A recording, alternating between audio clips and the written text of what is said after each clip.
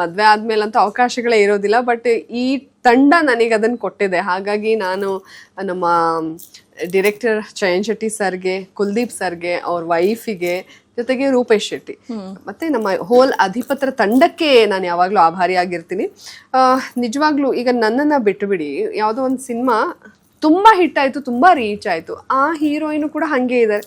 ಎಷ್ಟೋ ಜನ ತುಂಬ ಚೆನ್ನಾಗಿರ್ತಾರೆ, ಆ್ಯಕ್ಟಿಂಗಲ್ಲೂ ತುಂಬ ಚೆನ್ನಾಗಿರ್ತಾರೆ, ಅವರಿಗೂ ಇಲ್ಲ. ಹಾಗಾಗಿ ನಾನು ಅದಕ್ಕೆ ತುಂಬ ಎಕ್ಸ್ಪೆಕ್ಟೇಷನ್ಸ್ ಇಟ್ಕೊಂಡಿಲ್ಲ. ಅಥವಾ ನಾನು ಅದಾದ್ಮೇಲೆ ನನಗೆ ಸುಮಾರು ಕಥೆಗಳು ಅದು ಇದು ಬಂತು, ನನಗೆ ಆ ಟೀಮ್ ಇನ್ಸ್ಪೈರಿಂಗ್ ಅಂತ ಅನ್ನಿಸ್ಲಿಲ್ಲ, ನಾನು ಮಾಡಲಿಲ್ಲ. ಆಮೇಲೆ 3 ಜನ ಹೀರೋ 3 ಜನ ಹೀರೋಯಿನ್, ಅದರಲ್ಲಿ ನಾನು ಗ್ಲಾಮರಸ್ ಆಗಿ ಕಾಣಿಸ್ಕೊಳ್ಳೋಕ್ಕೂ ಇತ್ತು. ರೆಮ್ಯುನರೇಷನ್ನು ನನಗೆ ಅದು ಇದಾಗಲಿಲ್ಲ. ಬಟ್ ಅವರೊಂದು ಒಳ್ಳೆ ಸಿನಿಮಾ ಮಾಡಿದಂಥ ನಿರ್ದೇಶಕರೇ, ನಾನು ಅದು ಒಪ್ಕೊಳ್ಳಲಿಲ್ಲ.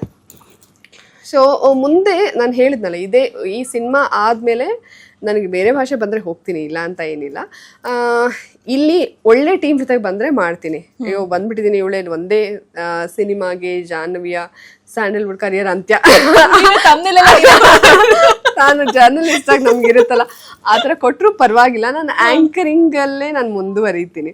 ಸೊ ನಾನು ಸಿನಿಮಾ ಇಲ್ಲ, ನನಗೆ ಅವಕಾಶಗಳು ನನಗೆ ಬೇಕು, ನಾನು ನಟಿ ಆಗಬೇಕು ಅಂತ ಹೇಳಿ ಬಂದಿದ್ದಲ್ಲ. ಅವ್ರು ನನ್ನ ಅಪ್ರೋಚ್ ಮಾಡಿದ್ದೆ ನಾನು ಜರ್ನಲಿಸ್ಟ್ ಅನ್ನೋ ಕಾರಣಕ್ಕೆ, ನಿಮ್ಮನ್ನೇ ಹಾಕೊಂಡು ಮಾಡಬೇಕು ಅಂತ. ಸೊ ನಾನಿಲ್ಲಿ ಆ್ಯಕ್ಟಿಂಗ್, ಅದು ನನ್ನ ರಿಯಾಲಿಟಿ ಶೋ ಮಾಡಿದ್ಮೇಲೆ ನಾನು ಸಿನಿಮಾ ಹೀರೋಯಿನ್ ಆಗಬೇಕು ಅಂತ ಹೇಳಿ ನಾನು ಎಲ್ಲೋ ಹೋಗಿ ನನಗೆ ಅವಕಾಶ ಕೊಡಿ ಅಂತ ಕೇಳಿದ್ದಲ್ಲ, ಇದು ನನ್ನ ಹುಡ್ಕೊಂಬಂತು, ಟೀಮ್ ಚೆನ್ನಾಗಿತ್ತು, ಮಾಡಿದೆ. ಮುಂದೆ ಈಗ ಬಂದಿದ್ದೀನಿ, ಇಲ್ಲಿ ಮುಂದುವರಿಯೋದಕ್ಕೂ ನನಗೆ ಇಷ್ಟ ಇದೆ.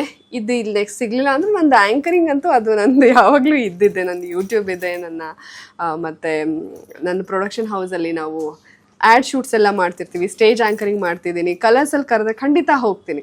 ಅದ್ರ ಆಚೆಗೆ ಇಲ್ಲಿ ಅವಕಾಶಗಳು ಸಿಕ್ಕಿದ್ರೆ ಒಳ್ಳೆ ಟೀಮ್ ಜೊತೆಗೆ ಖಂಡಿತ ನಾನು ಮಾಡ್ತೀನಿ. ಬೇರೆ ಭಾಷೆಲಿ ಸಿಕ್ಕಿದ್ರೆ ಖಂಡಿತ ಮಾಡ್ತೀನಿ.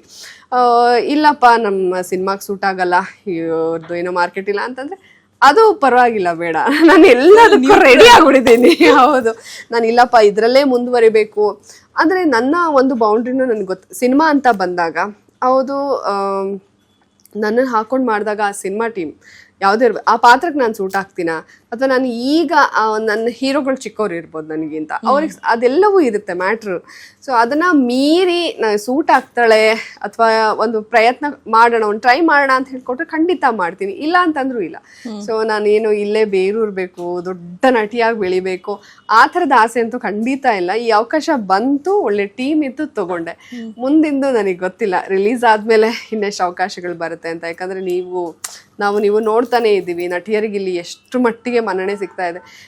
ಇರೋವಂಥ ಸಿನಿಮಾಗಳಲ್ಲೂ ಬೇರೆ ಕಡೆಯಿಂದ ಕರ್ಕೊಂಬಂದು ಹಾಕೋತಾರೆ, ಇಲ್ಲಿರೋರೆಲ್ಲ ಅಲ್ಲಿಗೆ ಹೋಗ್ತಾ ಇದ್ದಾರೆ. ಸೊ ಚಿತ್ರರಂಗದ ಸದ್ಯದ ಸ್ಥಿತಿಗತಿಗಳು ನನಗೆ ಗೊತ್ತಿರೋದ್ರಿಂದ ನಾನು ಎಲ್ಲವನ್ನು ಮೀರಿ ಏನೋ ನಿರೀಕ್ಷೆ ಇಟ್ಕೊಂಡು ನಾನು ಇಲ್ಲಿ ಬಂದು ಕೂತಿರೋದಲ್ಲ. ಇದು ಅವಕಾಶ ಬಂತು, ಒಳ್ಳೆ ಟೀಮ್ ಅಂತ ಹೇಳಿ ಮಾಡಿದ್ದೀನಿ. ಉಳಿದೆಲ್ಲ ದೇವರಿಗೆ ಜನರಿಗೆ ಬಿಟ್ಬಿಡ್ತೀನಿ, ಹೇಗೆ ಕರ್ಕೊಂಡು ಹೋಗ್ತಾರೋ ಹಂಗೆ ಗೋ ವಿತ್ ದ ಫ್ಲೋ ಅನ್ನೋ ಥರ.